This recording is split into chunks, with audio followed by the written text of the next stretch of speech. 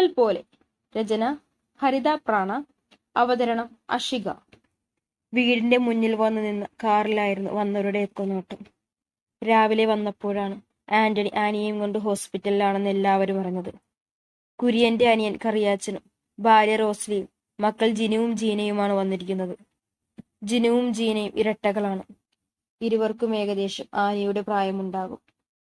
ജിനു ഇപ്പോൾ water അതോറിറ്റിയിലാണ് work ചെയ്യുന്നത്. അത്യാവശ്യം നന്നായിട്ട് പഠിക്കുന്ന കൂട്ടത്തിലാണ് ജിനു. PSC വഴി 20ാമത്തെ വയസ്സിലാണ് ഇപ്പോഴത്തെ ജോലി കിട്ടിയത്. ജിനുവിന് നേരെ ഓപ്പോസിറ്റാണ്. പഠിക്കാൻ ഭയങ്കര മടിയാണ് ജിനക്ക്. തട്ടിയും മുട്ടിയും പാസ്സാവുന്നത് തന്നെ വലിയ കാര്യം. പുള്ളിക്കാരിക്ക് ഹെയർ സ്റ്റൈലും ഡ്രസ്സിങ്ങും ഒക്കെയാണ് ഏറ്റവും പ്രിയം. അതിലൊക്കെ പുള്ളിക്കാരിക്ക് നല്ല കഴിവുമുണ്ട്. വണ്ടി വന്നു നിന്നിട്ടും ആരും ഇറങ്ങുന്നില്ലെന്ന് കണ്ട കുര്യൻ പുറത്തേക്ക് ഇറങ്ങി വന്നു. അപ്പോഴേക്കും ആന്റണി ആദ്യം പുറത്തേക്ക് ഇറങ്ങി. പിന്നെ പുറകിൽ നിന്ന് ഫെലിക്സും. ഫെലിക്സിനെ കണ്ട വീർത്തിരുന്ന കുര്യന്റെ മുഖം ഒന്ന് തെളിഞ്ഞു. ആന്റണിയുടെ കൈ പിടിച്ചിറങ്ങി വരുന്ന ആനിയിലായിരുന്നു വല്യമ്മച്ചിയുടെ നോട്ടം. കെട്ടുറപ്പിച്ചതേ ഉള്ളൂ, അപ്പോഴേക്ക് അവന്റെ തോളിൽ കയറാൻ തുടങ്ങി. ആട്ടക്കാരി. ചുണ്ടിനടിയിൽ വെച്ചവർ പെറുപുറത്തുകൊണ്ട് ആനിയെ നോക്കി. ഫെലിക്സ് അവളെ ചേർത്ത് പിടിച്ച് സിറ്റൗട്ടിലേക്ക് നടക്കുകയാണ്. പുറകെ ആന്റണിയുമുണ്ട്. മോനും ഉണ്ടായിരുന്നോ? മോൻ ഇവളെ ബുദ്ധിമുട്ടിച്ചോ? എന്തേലും ആവശ്യം ഉണ്ടായിരുന്നെങ്കിൽ നിനക്ക് കുര്യനെ വിളിച്ചാൽ പോരായിരുന്നു ആന്റണി. എന്നാത്തിനാ മോനെ ബുദ്ധിമുട്ടിച്ചേ? വളരെ സങ്കടം ഭാവിച്ചുകൊണ്ട് വല്യമ്മച്ചി പറഞ്ഞത് ഫെലിക്സ് അവരെ പല്ലു കടിച്ചു നോക്കി. ആ സമയം തന്നെ ആനിയുടെ കൈകൾ അവനിൽ മുറുകിയിരുന്നു. ഞാനിപ്പോ ഒന്നും പറയുന്നില്ല, പക്ഷെ ഇനി വല്ലതും പറഞ്ഞ എന്റെ സ്വഭാവം ഇവരറിയും. അവളുടെ ഉള്ളു വായിച്ചതുപോലെ അവൻ സ്വരം താഴ്ത്തി അവളോട് പറഞ്ഞത്. അവൾ പതിഞ്ഞൊന്ന് ചിരിച്ചു. ആഹാ, കെട്ടൊന്നും കഴിഞ്ഞില്ലല്ലോ, അതിനു മുന്നേ ഇങ്ങനെ തൊടുന്നതും പിടിക്കുന്നതും ഒന്നും നല്ലതല്ല. വീണ്ടും അവരുടെ വായിൽ നിന്നും വിഷം തുപ്പിയത്. ഫെലിക്സ് അവരുടെ അടുത്തേക്ക് നിന്നു. എന്നോടാണോ? അയ്യോ, മോനോടല്ല. അല്ലേലും ആണുങ്ങളോടല്ലല്ലോ ഇതൊന്നും പറയേണ്ടത്. അന്നേ ഞാൻ പറഞ്ഞതാ കുര്യ, ഇവൾ അടക്കി ഒതുക്കി വളർത്തണമെന്ന്. ഇപ്പൊ തന്നെ കണ്ടില്ലേ, ഒന്നും വയ്യാണ്ടായി. അപ്പോഴേക്കും അവനെയാണോ ആദ്യം വിളിക്കേണ്ടത്? അപ്പനായ നിന്നെയല്ലേ. വെറുതെ ആ കുഞ്ഞിനെ ബുദ്ധിമുട്ടിക്കാൻ.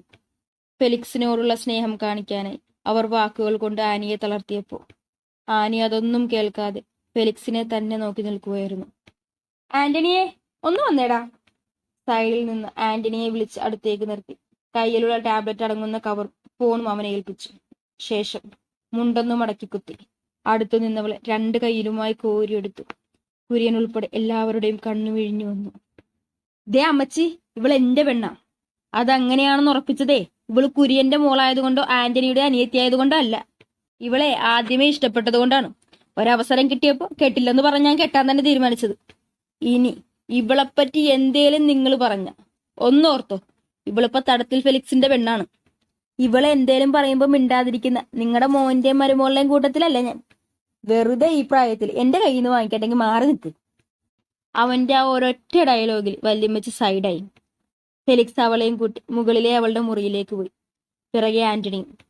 മുറിയിലെത്തി അവളെ ബെഡിലേക്ക് കിടത്തിയപ്പോഴേ കിട്ടി കവളത്തൊരെണ്ണം ഫെലിക്സിനെ. അത് കണ്ടുകൊണ്ടാണ് ആന്റണി അകത്തേക്ക് വരുന്നത്. മോളെ! ആന്റണി വേഗം അകത്തേക്ക് കയറി. നീ എന്നതായി കൊച്ചേ കാണിച്ചേ? അവള് പക്ഷെ ഒന്നിനും ഉത്തരം കൊടുക്കാതെ ഫെലിക്സിനെ നോക്കിയിരിക്കുകയായിരുന്നു. അവനാണെങ്കിലോ അവളടിച്ച അതേ നിൽപ്പിലും. ഫെലിക്സെ, അവള് വെറുതെ, നീ കാര്യമാക്കല്ലേ. കൊച്ചിനൊരു അബദ്ധം പറ്റിയതാ. ആനിയോട് ഫെലിക്സിന് എന്തെങ്കിലും ഒരു ഇഷ്ടക്കേട് ഉണ്ടാവുമെന്ന് പേടിയാണ് ആന്റണിക്ക്. നീ കുറച്ചു നേരം പുറത്തേക്ക് നിൽക്ക്. എടാ, അവള് വെറുതെ ആവും. നിനക്ക് എന്നെ വിശ്വാസം ഉണ്ടെങ്കിൽ പുറത്തേക്ക് നിൽക്ക്, ഇല്ലെങ്കിൽ ഞാൻ പോയേക്കാം. മുറുകിയ സ്വരത്തോടെ അവൻ പുറത്തേക്ക് ഇറങ്ങാൻ തുടങ്ങിയതു ആനി അവന്റെ കയ്യിൽ പിടിച്ചു നിർത്തി. നിറഞ്ഞ കണ്ണോടെ അവനെ നോക്കി നിൽക്കുന്നവളെ കണ്ട് മനസ്സൊന്നു നൊന്തെങ്കിലും പെട്ടെന്ന് മുഖം വെട്ടിച്ചു കളഞ്ഞു ഫെലിക്സ്. അവരെ ഒന്ന് നോക്കി ആന്റണി പുറത്തേക്ക് പോയതും ഫെലിക്സ് പോയി ഡോർ ലോക്കാക്കി. തന്റെ അടുത്തേക്ക് വരുമെന്ന് ആനിയുടെ പ്രതീക്ഷകളെയൊക്കെ തെറ്റിച്ചുകൊണ്ട് അവൻ അവിടെയുള്ള ജനലരികിലേക്ക് പോയി നിന്നു. തന്നെ നോക്കാതെ പുറത്തേക്ക് നോക്കി നിൽക്കുന്നവനെ കാണി ആനിക്ക് പിന്നെയും ദേഷ്യം വന്നു. അതിലുപരി സങ്കടവും. താഴെ നിന്ന് എടുത്തുകൊണ്ടുവന്ന ദേഷ്യത്തിന് തല്ലിയതാണ്. എത്ര ഇഷ്ടമല്ലാത്തവരാണെന്ന് പറഞ്ഞാലും വയസ്സിന് മൂത്തതല്ലേ. പിന്നെ എന്റെ അപ്പനും അമ്മയും അല്ലേ. അവരുടെ മുമ്പിൽ വെച്ച ഈ പ്രകടനമൊക്കെ നടത്തുന്നേ. ആ ദേഷ്യത്തിന് തല്ലിയതാണ് കർത്താവേ. മുറിയിലെ കുഞ്ഞു കർത്താവിന്റെ രൂപത്തിൽ നോക്കിയവൾ കെഞ്ചി പറഞ്ഞുകൊണ്ട് രണ്ടും കൽപ്പിച്ചവൻ അടുത്തേക്ക് എഴുന്നേറ്റു. ആദ്യം തലയ്ക്കൊരു കനം പോലെ തോന്നിയെങ്കിലും കുറച്ചു നിന്നപ്പോൾ അതങ്ങ് മാറി. പുറത്തേക്ക് നോക്കി നിൽക്കുന്നവന്റെ പുറകിൽ ചെന്ന് നിന്നെങ്കിലും എന്ത് വിളിച്ചു തുടങ്ങണമെന്ന് അവൾക്കറിയില്ലായിരുന്നു. കണ്ടുകിട്ടിയതിൽ പിന്നെ അങ്ങനൊരു കാര്യം ആലോചിച്ചിട്ടില്ല. ഒന്ന് രണ്ടു വട്ടം രണ്ടും കൽപ്പിച്ചവൾ പുറത്തുമില്ലേ തോണ്ടി. എവിടെ? ചെക്കൻ കൈതട്ടി മാറ്റിയതല്ലാതെ നോ റിപ്ലൈ. അവസാനം എന്തും വരട്ടെ എന്ന് വിചാരിച്ചവൾ പുറകിലൂടെ കെട്ടിപ്പിടിച്ചു. അവളുടെ നീക്കം മുൻകൂട്ടി അറിഞ്ഞതുപോലെ അവന്റെ ചുണ്ടിൽ ചെറിയൊരു ചിരിമിന്നി. കുറച്ചുനേരം അങ്ങനെ നിന്നെങ്കിലും അവന്റെ അടുത്ത് നിന്ന് പ്രതികരണമൊന്നുമില്ലെന്ന് കണ്ടതും ആനി അവനെ മുറുകെ പുണർന്നു. അവളാൽ കഴിയും വിധം അവളെ മുറുക്കി പിടിച്ചു. പെട്ടെന്ന് പുറത്ത് നനവ് തട്ടിയതും ഫെലിക്സ് ഒന്ന് ഞെട്ടി. ഒരു കളിക്ക് തുടങ്ങിയതാണ്. പെണ്ണിത് സീരിയസ് ആക്കുമെന്ന് കരുതിയില്ല. അവൻ വേഗം അവളെ വലിച്ചു മുന്നിൽ നിർത്തി നെഞ്ചോട് ചേർത്തു. ജീവശ്വാസം കിട്ടിയതുപോലെ അവൾ അവന്റെ നെഞ്ചിൽ മുഖം അമർത്തി കരഞ്ഞു. മതി കൊച്ചേ, നിന്നെ ഒന്ന് പറ്റിക്കാൻ ചെയ്തതാ. പക്ഷെ നീ ഇങ്ങനെ കരഞ്ഞു വിളിക്കുമെന്ന് ഞാൻ കരുതിയോ? ദേ നോക്കിയേ. അവളുടെ മുഖം പിടിച്ചുയർത്തിക്കൊണ്ട് അവൻ സമാധാനത്തോടെ പറഞ്ഞു. അതിന് അവള് വീണ്ടും അവന്റെ നെഞ്ചിലേക്ക് തന്നെ ഒട്ടിച്ചേർന്നു നിന്നു. കൊച്ചേ, എനിക്ക് സങ്കടവും ദേഷ്യവും ഒന്നുമില്ലടി. സന്തോഷമേ ഉള്ളൂ. ഈ പൂച്ചക്കുട്ടി എനിക്ക് മുന്നിലെങ്കിലും ഇങ്ങനെ പുളിക്കുട്ടിയാവുന്നതിന്. അത് മതി. പിന്നെ നീ എന്നെ തല്ലിയത് ഉള്ള പ്രതികാരം നേരത്തെ ഞാൻ പറഞ്ഞതല്ലേ. നിന്നെ ഞാൻ കെട്ടി എന്റെ 5 പിള്ളേരെ നിന്നെ കൊണ്ട് ഞാൻ പ്രസവിപ്പിക്കും. പിന്നെ ഇപ്പോഴേ ഉള്ളൂ കേട്ടോ ഈ ഓഫർ. ഇനി എന്നെ തല്ലിയ പിള്ളേരുടെ എണ്ണം ഞാൻ അങ്ങ് കൂട്ടും, പറഞ്ഞേക്കാം. നെഞ്ചിൽ ചേർന്ന് പതുങ്ങിച്ചിരിക്കുന്നവളെ അവനൊന്നുകൂടി അവനോട് ചേർത്ത് വെച്ച്. ആദ്യമായി അവൻ്റേതൊന്ന് സ്വാതന്ത്ര്യത്തോട് ചേർത്ത് പിടിക്കാൻ ഒരുവളെ കിട്ടിയതിന്റെ സന്തോഷമായിരുന്നു ഫെലിക്സിന്. അവന്റെ കണ്ണറിയാതെ നിറഞ്ഞു. ചേർത്ത് നിർത്തിയവളോട് അടങ്ങാത്ത പ്രണയം തോന്നി അവന്. അവനെ സ്നേഹിക്കാൻ, വഴക്ക് പറയാൻ, കാത്തിരിക്കാനൊക്കെ ഒരാളെ കിട്ടിയതുപോലെ. ഉള്ളിലെ സ്നേഹം അപ്പാടെ എടുത്ത് അവളുടെ നെറ്റിയിലൊന്ന് അമർത്തി മുത്തി ഫെലിക്സ്. ആ സ്നേഹത്തിന്റെ ആഴം അറിഞ്ഞതുപോലെ അവളുടെ ഉള്ളമൊന്ന് വിറച്ചു. അവന്റെ ഷർട്ടിൽ അള്ളിപ്പിടിച്ചുകൊണ്ട് വീണ്ടും അവനോടൊട്ടി. ദേ കൊച്ചേ, ഇങ്ങനെ ഒട്ടിപ്പിടിച്ചു നിന്ന ഇച്ചായന് വേറെ പലതും തോന്നും കേട്ടോ. ഇച്ചായന് അത്ര ഡീസന്റ് ഒന്നും അല്ല. ആവണമെന്ന് ഞാനും പറഞ്ഞില്ലല്ലോ. കുറുമ്പോട് പറഞ്ഞുകൊണ്ട് അവള് വീണ്ടും അവന്റെ നെഞ്ചിലേക്ക് ചേർന്നു. എന്താ പറഞ്ഞേ? സത്യമാണോടി കൊച്ചേ? അപ്പൊ നമുക്ക് നമ്മുടെ ഈ മോർണിംഗ് ഫസ്റ്റ് മോർണിംഗ് ആക്കിയാലോ? അവൻ പറയുന്നത് കേട്ട് അവളുടെ കണ്ണുകൾ മിഴിഞ്ഞുപോയി. നിമിഷങ്ങൾക്കുള്ളിൽ അവനിൽ നിന്നും അവൾ അകന്നു നിന്നു. പോകാതെ കൊച്ചേ, അങ്ങനെ നിന്ന എന്നാ രസമാണെന്നോ, എന്നാ സോഫ്റ്റ് ആണെന്നോ. എന്ത്? നിന്റെ ഈ മുടി? ഓ, എന്നതാടി, നീ വേറെ വല്ലതും വിചാരിച്ചോ? അവളെ വീണ്ടും അവനിലേക്ക് അടുപ്പിച്ചുകൊണ്ട് അവൻ അവളുടെ മുഖത്തെ മുടി മാടി ഒതുക്കി. ഞാനൊന്നും വിചാരിച്ചില്ല.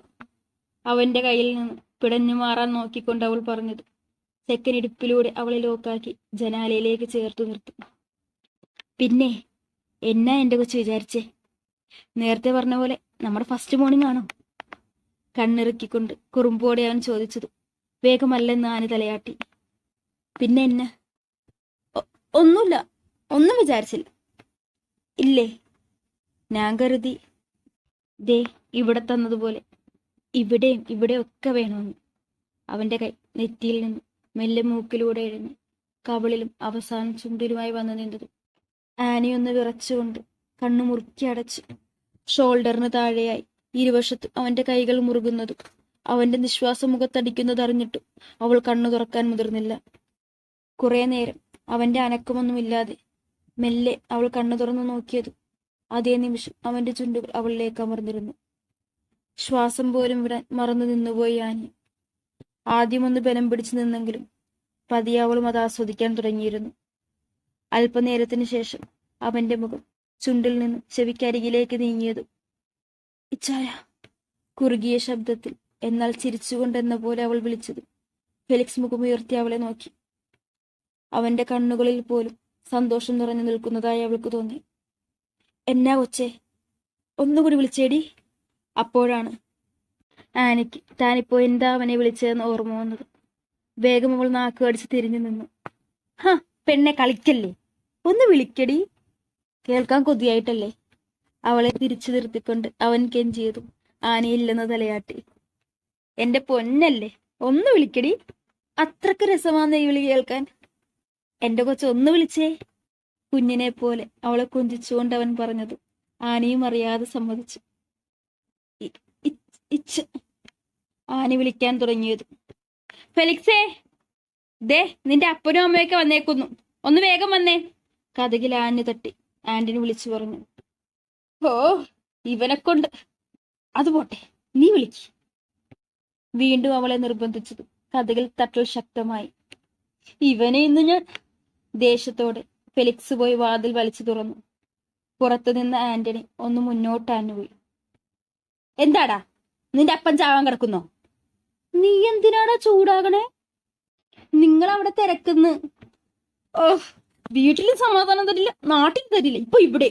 അവർക്കൊക്കെ എന്തുവാടാ വേണ്ടേ? നിനക്കെന്താടാ? നീ എന്തിനാ ചൂടാകുന്നേ? അവരിവൾക്ക് വയ്യെന്നറിഞ്ഞോണ്ട് വന്നാ. അപ്പോഴാ നീ ഇവിടെ ഉണ്ടെന്നറിഞ്ഞേ. ഓ, ആയിക്കോട്ടെ, എന്തായാലും വന്നേലേ, കണ്ടേക്കാം എന്നും പറഞ്ഞവൻ വീണ്ടും മുറിക്കുള്ളിലേക്ക് പോയി. ഇവൻ അകത്തേക്ക് പോയി കാണാമെന്നാണോ പറഞ്ഞേ? ആന്റണിയും അവന്റെ പുറകെ കയറിക്കൊണ്ട് ആലോചിച്ചു. ദേ, താഴേക്കൊന്നും വരാൻ നിൽക്കണ്ട, ഇവിടെ കിടന്നൊന്ന് ഉറങ്ങ്. ഞാനിപ്പൊ പോകും.